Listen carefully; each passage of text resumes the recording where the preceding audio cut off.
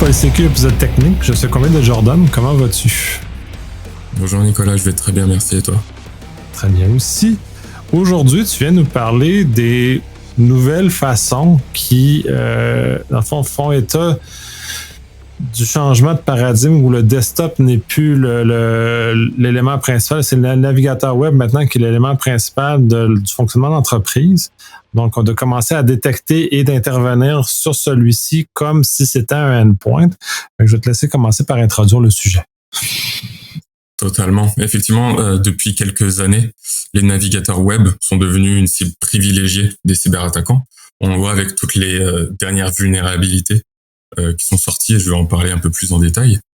Mais du coup, les attaquants utilisent beaucoup ce vecteur pour soit diffuser des malwares via des sites piégés, faire des campagnes de phishing qu'on connaît très bien et qui fonctionnent aussi très bien, et exploiter les vulnérabilités des navigateurs ou des extensions malveillantes qui traînent dessus afin d'avoir un accès sur le poste. Tout comme le phishing, en fait, le navigateur est vraiment privilégié pour tout ce qui est attaque, puisque la majorité des activités sur un poste de travail pour monsieur, madame, tout le monde passe par le navigateur web. Donc on va avoir un navigateur web et les emails, pour le coup.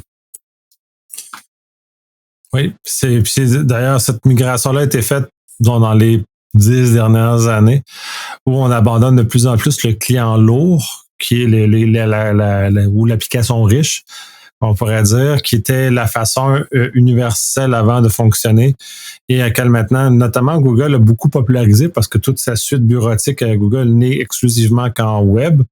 Donc, de cela. Puis maintenant, celle de Microsoft aussi est en train de basculer tranquillement vers cette façon-là universelle et la plupart des services de l'État, les services qu'on consomme, les achats, et tout se passe maintenant par ce canal-là dans lequel on fait ça. Et les navigateurs ont aussi grandi en puissance, en capacité, et ce qui amène justement à la surface d'attaque, puis ça, je vais te repasser la main après. Donc, stocke l'information, stocke les mots de passe, stocke les données en cache, il y a des bases de données qui sont liées dans les navigateurs. Donc, c'est rendu un tremplin très, très important et très riche maintenant, beaucoup plus que ça l'était avant comme surface d'attaque pour les malveillants. Exactement. Et du coup, sur les dernières années, les solutions de sécurité classiques, notamment liées à Windows, qui est l'OS le plus visé en entreprise, et tout ce qui est Google, Chrome par exemple, vont intégrer des innovations spécifiques face à ces menaces liées au navigateur. Je vais donner quelques exemples de vulnérabilités qui sont apparues sur les dernières années et à quel point c'était simple et critique à la fois de les utiliser. On a eu des vulnérabilités dans certaines librairies comme LibWebP en 2023. Des vulnérabilités critiques qui ont été notées assez rapidement, 8.8 sur l'échelle CVSS v3.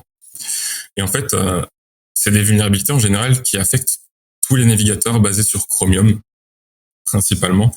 Donc, Chromium, ça va comprendre Chrome, Edge, Brave, etc. Et quelquefois du Firefox. Et on va être sur des cas vraiment très simples, souvent qui vont utiliser du buffer overflow ou de la corruption de stack. Et là, par exemple, sur cette vulnérabilité, il suffit d'avoir une image, un fichier image.webp mal formé dans un HTML, et on peut exécuter du code de façon arbitraire. Ce qui est vraiment avantageux pour l'attaquant, c'est que c'est souvent l'utilisateur a simplement besoin de visiter une page avec l'image malveillante et son navigateur qui est un peu qui est vulnérable, et avec un minimum d'interaction, il sera compromis. Donc c'est vraiment pratique pour les attaquants. Les sites seront pas forcément bloqués de base par les entreprises, comme ils peuvent en créer assez régulièrement. Et du coup, on trouve des CVE liés à différentes briques des navigateurs, comme tout ce qui est JavaScript Engine de Chrome, tous les petits composants comme Angle, tout ce qui est V8, etc., vont être cibles des attaquants. Oui, puis pour appuyer là-dessus puis aller plus loin sur justement le volet de la facilité, le cas du WebP est un très bel exemple, surtout qu'on peut héberger ces images-là à peu près tout et n'importe où, notamment dans des stockages qui sont reconnus comme étant généralement autorisés, comme OneDrive, Dropbox, Google Drive aussi, qu'on retrouve en entreprise, qui vont justement être capables de détourner les filtres standards qu'on pourrait avoir en entreprise sur des sites qu'on pourrait qualifier de malveillants. Dans ce cas-ci, on va utiliser des sites qui sont reconnus pour être ceux d'entreprise, donc alors amener un problème supplémentaire pour filtrer par les moyens classiques, comme notamment le proxy, par exemple. Exactement. Et comme c'est devenu de plus en plus compliqué de détecter et de protéger les grandes entreprises, par exemple, j'ai travaillé dans une entreprise du CAC 40 où on avait par exemple 17 000 personnes en France, 130 000 dans le monde. Du coup, avoir des solutions de sécurité qui fonctionnent bien pour ce genre d'attaque, parce que n'importe qui peut cliquer sur un site malveillant sans faire attention et finir compromis. On va avoir quelques solutions face à ça. Et assez facile de déploiement aussi. Oh, oui, absolument. Surtout que là, c'est un très bel exemple que tu mentionnes parce que plus on a d'utilisateurs, parce que certaines personnes vont dire oui, c'est facile de mettre à jour le navigateur. La réalité, dans la vraie vie, c'est non, parce que quand on est moindrement dans une grande entreprise, le taux de convergence du déploiement de ce type de choses-là peut être passablement long.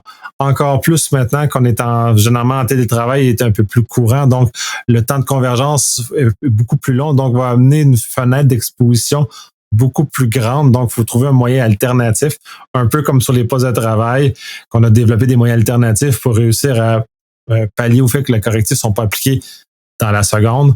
Donc, de trouver des solutions qui permettent justement d'agir efficacement sur le navigateur également. Exactement. Et avec tout ça, on peut pallier au manque de mise à jour, par exemple, par des bonnes solutions de sécurité derrière.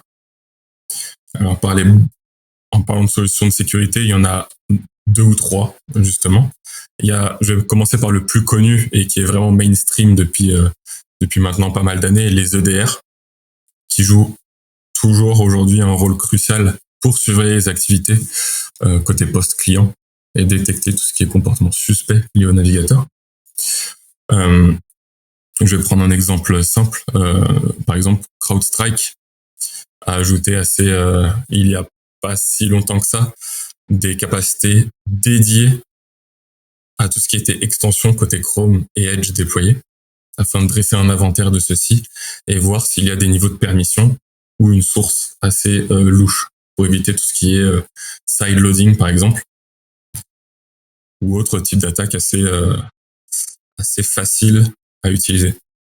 Sachant que, dans tous les cas, un EDR va pouvoir, normalement, s'il est bien configuré, détecter que Chrome déclenche un command.exe, par exemple. Ça devrait être un comportement suspect, selon l'EDR. Mais comme sur les dernières années, tout le monde sait, les EDR se font bypass de plus en plus facilement. On a énormément de techniques avancées qui permettent de ne pas se faire détecter ou de patcher tout ce qui est lié à la détection de l'EDR, comme la MSI, le TW, etc. On a eu une nouvelle couche de défense qui s'est développée. Et par cette couche de défense, c'est au sein même des navigateurs avec les extensions de sécurité. Là, on va retrouver ce sont des modules additionnels classiques qu'on va installer à nos navigateurs qui vont soit bloquer activement les contenus malveillants, soit surveiller aussi les actions de l'utilisateur. Ce qu'il y a de bien, c'est que c'est des outils qui sont destinés au grand public ou à un usage en entreprise, c'est vraiment varié, et on va trouver des solutions open source et des produits commerciaux pour hardener, on va dire, le navigateur. Ce qu'on a pu voir, c'était que même ces extensions, justement, peuvent présenter quelques inconvénients, peuvent être réutilisés justement s'ils sont mal configurés en termes de permission. Et c'est pour ça qu'il y a eu la création aussi de browsers hardenés, donc des navigateurs directement pensés pour la sécurité. Oui, ben c'est comme tu le mentionnes, quand on ajoute des extensions, on augmente la surface d'attaque. Donc, qui est l'objectif contraire de vouloir la réduire parce que c'est le vecteur principal. Puis là, sans nécessairement, j'imagine que les éléments de EDR typiques pour les navigateurs, les extensions de sécurité sont meilleur que la moyenne, mais il n'est pas rare qu'il y ait des extensions toxiques ou des extensions très mal configurées parce que la plupart des développeurs d'extensions ont malheureusement peu ou pas de connaissances en sécurité, donc vont prendre des raccourcis ou des chemins qui sont potentiellement dangereux, menant à la divulgation des mots de passe dans la voûte, des cookies, des éléments qui vont aller plus loin pour aller extraire. Et c'est sans parler les info-stealers qui vont pivoter sur ce type d'éléments-là aussi, qui vont profiter de ces mauvaises configurations-là pour aller plus loin ou profiter de permissions que l'utilisateur n'a pas, mais que l'extension aurait, et pour aller chercher des informations connexes qui sont toxiques. Là. Exactement. À savoir qu'un navigateur, via le navigateur, lorsqu'on navigue sur un site web, justement, le site web va récolter des informations bien plus qu'on ne le pense de base, afin de pouvoir, normalement, de façon légitime, afficher au mieux une page web. Donc ça va vraiment récupérer toute la spec de l'ordinateur derrière, du post utilisateur, et c'est utilisé énormément de façon malveillante, justement, pour savoir quelle version de Windows il y a derrière, grâce aux polices d'écriture, par exemple. C'est vraiment des choses un peu sioux, mais qui fonctionnent très bien. Du coup, on va avoir différentes extensions qui sont développées. Il y aura des extensions open source qu'on connaît très bien, comme du Privacy Badger, les NoScript, etc., qui vont vraiment être efficaces et radicales, on va dire, puisque NoScript, par exemple, va bloquer tout script contenu actif. Mais on va aussi avoir des solutions d'entreprise qui ont été créées, comme Seraphic Security, qui offre une extension de sécurité avec de l'isolement à distance, etc., et aussi SquareX, par exemple, qui fait exactement la même chose, qui ont leur propre extension de navigateur. Alors, par exemple, j'ai parlé de CVE juste avant. À quoi ça sert, ces extensions-là? En quoi ça va être utile par rapport à un EDR? Alors d'abord, ce qu'elles font assez régulièrement, ça va être de filtrer les URL. On va pouvoir avoir un blocage de l'accès à des pages connues pour exploiter des CVE ou héberger des payloads. On va retrouver une analyse de contenu avant téléchargement. Et ça se concrétise par du scan de fichiers HTML, JS, images, etc. avant exécution et avant le chargement complet de la page pour bloquer, par exemple, l'image WebP malveillante. On va pouvoir, comme j'ai dit précédemment, bloquer aussi les scripts inconnus afin de réduire grandement la surface d'exploitation. Tout ce qui est aussi publicité malveillante, tout ce qui est injection de code via les iframes, etc. Et réduire tout ce qui est fingerprinting. Donc là, c'est là où les extensions... Ça, c'est bien, ça, pour le privacy. Là. Exactement. On va aussi pouvoir ajouter tout ce qui est DLP, donc tout ce qui est upload de fichiers, par exemple corporate, pour éviter que ça fuite sur Internet. Et ça couvre des choses que justement l'EDR ou les antivirus ne font pas forcément de nos jours. Oui, puis là, tu parles de télécharger, puis là, on parle un peu de pas justement pour éviter que les employés envoient des choses dans ChatGPT. C'est un bel exemple qui, malheureusement, les gens ne se rendent pas compte à quel point c'est potentiellement dangereux de faire ce geste-là dans la volonté de vouloir être pragmatique. Est-ce que ces extensions-là vont aussi bloquer de l'autre côté? C'est-à-dire que, disons, on parle dans un contexte d'entreprise, c'est-à-dire que, disons, j'ai un navigateur qui est contrôlé par mon entreprise, puis j'essaie de télécharger quelque chose vers mon poste. J'imagine qu'il va être capable également de le bloquer de l'autre côté aussi, ou éviter que je fasse du copier-coller dans mon chose ou que peu importe que je fasse un mauvais usage de l'information. Exactement, on va retrouver des extensions qui font ça. Par exemple, nous, côté Glimpse, pour notre usage interne, on a développé notre propre extension de navigateur qui va justement vérifier tout le contenu téléchargé pour vérifier s'il y a la présence d'un malware ou non, et vérifier toute la donnée qui est uploadée pour éviter le leak d'informations. Donc ça prend aussi tout ce qui est copier-coller. Par exemple, copier-coller, téléchargement, upload sur divers sites ChatGPT. Quand on est en sécurité, j'ai pu voir des analystes SOC pousser sur du virus total, par exemple, et donner à toute la communauté certaines choses. Ces extensions vont pouvoir être très utiles pour ça.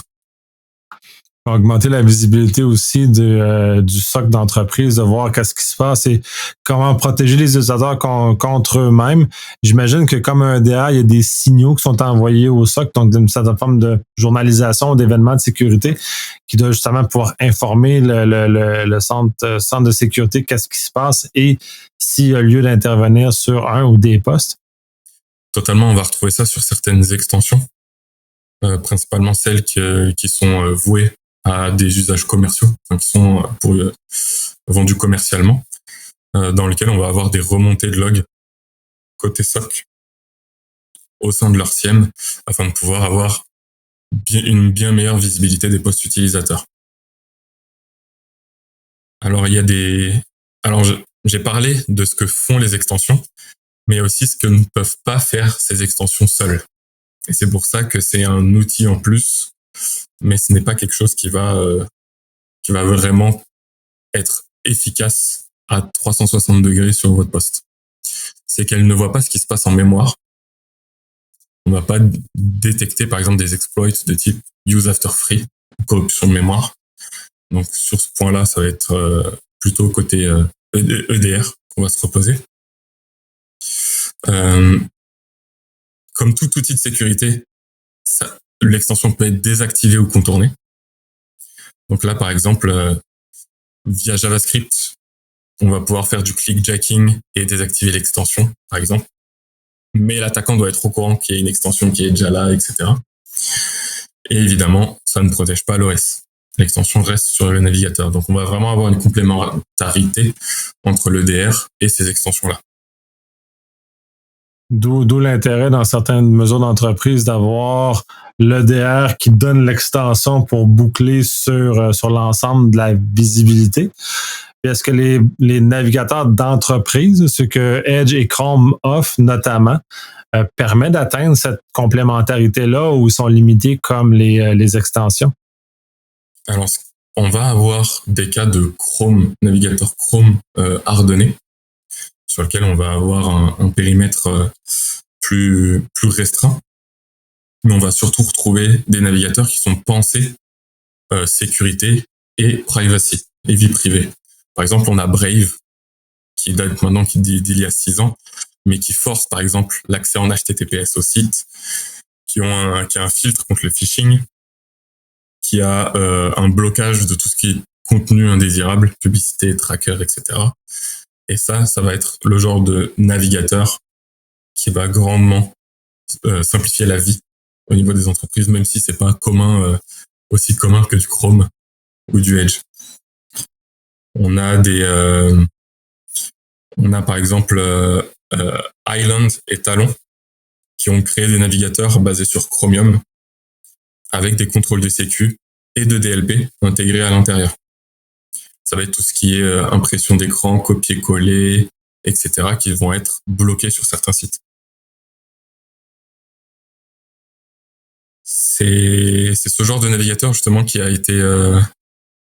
l'air de très bien fonctionner aussi, que j'ai pu voir à la RSA de San Francisco. On avait vraiment un spot avec 4-5 nouveaux outils de 2024-2025 qui proposaient ce genre de fonctionnalité.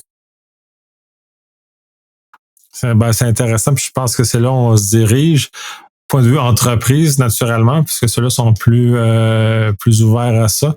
D'un point de vue personnel, donc à la maison, on doit se trouver des extensions gratuites ou peu dispendieux qui offrent à peu près partiellement la même type de fonctionnalité. Oui, on va pouvoir en retrouver. Alors j'avais parlé de nos scripts, de Privacy Badger, etc. On va avoir des extensions gratuites, souvent accompagnées de navigateurs, aussi des éditeurs de sécurité. Par exemple, Malwarebytes ou tout ce qui est Avast, etc. vont souvent proposer des navigateurs web alternatifs, on va dire, et des extensions de sécurité qui analysent ce qui passe. Justement, là, qui filtre un peu les éléments comme ça. l'extension de Glimpse qui est, j'imagine, disponible sur Chrome et sur Edge. Tu dis ça scanne, j'imagine, faut-tu un abonnement ou vous offrez ça là, gratuitement comme ça? Alors, effectivement, nous, pour l'instant, il est seulement compatible côté Chrome parce que c'est celui qu'on utilise dans l'entreprise. Mais il va être adapté à tout ce qui est Chromium en général. Et c'est un produit gratuit. Et la seule chose à avoir pour avoir l'intégralité des fonctionnalités, par exemple de scan, c'est une clé API de Glimpse. Mais c'est cool ça d'avoir accès à ça gratuitement, ce genre de choses-là. Déjà que un des vecteurs principaux, c'est justement le téléchargement de fichiers toxiques qui permet puis justement de réussir à piéger l'utilisateur, à le faire exécuter puis à se tirer dans le pied lui-même. C'est un peu le mode opératoire actuel des méchants. Là. Ça a beaucoup changé quand j'avais commencé. Les machines s'infectaient tout seules, puis tout partait tout seul, puis maintenant, on dit l'utilisateur peut tout t'infecter toi-même, puis bref, les temps ont beaucoup changé en ça, mais c'est bien de mettre dans les mains de l'utilisateur des capacités justement de pouvoir intervenir sur sa propre sécurité. Là. Totalement. Et justement, par exemple, en entreprise, on va avoir quelques bonnes actions pour renforcer tout ce qui est détection et post-utilisateur. Par exemple, tout ce qui est le fait de forcer une liste blanche d'extensions. Ça peut être potentiellement via GPO, côté Chrome ou Edge. Installer des extensions de sécurité managées. Donc là, ça va être tout ce qui est extension de sécurité commerciale ou professionnelle, mais pensée entreprise plutôt, pour remonter toute information côté SOC. Avoir un bon EDR pour surveiller toutes les extensions, même les extensions de sécurité qui peuvent être contournées. Et évidemment, corréler tous les logs liés du navigateur avec tout ce qui est log endpoint lors des investigations.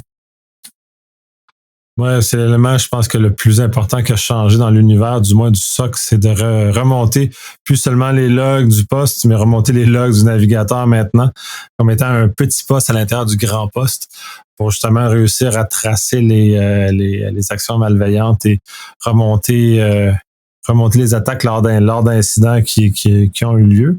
Ça va l'air de faire un bon tour, puis d'ailleurs, juste un bon récapitulatif. Qu'est-ce que tu as fait? Est-ce qu'il y a d'autres éléments que tu aimerais aborder qu'on n'a pas abordé? Je pense qu'effectivement, on a abordé dans sa globalité le sujet. Je n'aurais pas trop à apporter, je pense. Cool, ben c'est super intéressant, c'est super pertinent ce type de choses-là, cette nouvelle façon, cette nouvelle approche. Moi, je l'ai peu vu en entreprise pour le moment, c'est pas super connu. J'espère que ça va être plus connu dans les prochains mois et prochaines années, justement, puisque la surface d'attaque a changé. Les attaquants s'adaptent à la nouvelle réalité, donc on s'en va dans un autre univers. Et juste la façon qu'ils ont réussi à s'adapter du MFA qu'on devait avoir au début du confinement avec, on dit oui, c'est correct, maintenant de demander des numéros, puis maintenant de favoriser plus le passwordless, c'est-à-dire le passkey pour faire ça. Donc, on voit que les attaquants avancent, donc il faut aussi nous-mêmes avancer, puis c'est une belle approche que tu as présentée. Exactement, merci beaucoup. Merci.